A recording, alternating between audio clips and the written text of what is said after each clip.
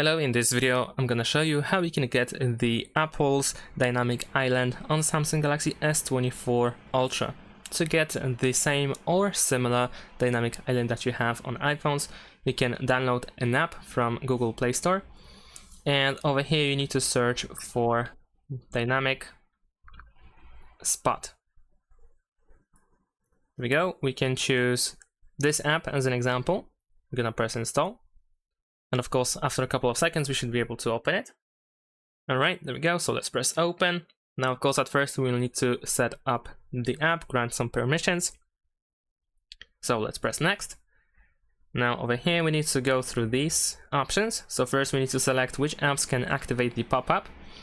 So let's say we're gonna choose phone to see it when someone calls us. And I'm gonna use this one as an example. Of course, you can go through the list of your apps and select multiple or all of them at the same time by pressing this all text in the top right corner.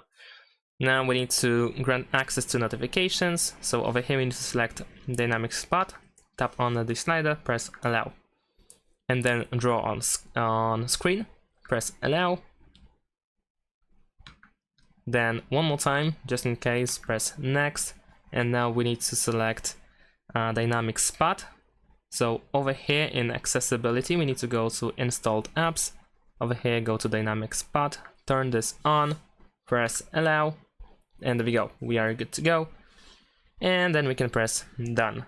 Over here, we will find some customization options. We can also change the size and position if wanted, but that's pretty much it. Essentially, we are now using the dynamic island that is similar to the one on iPhones.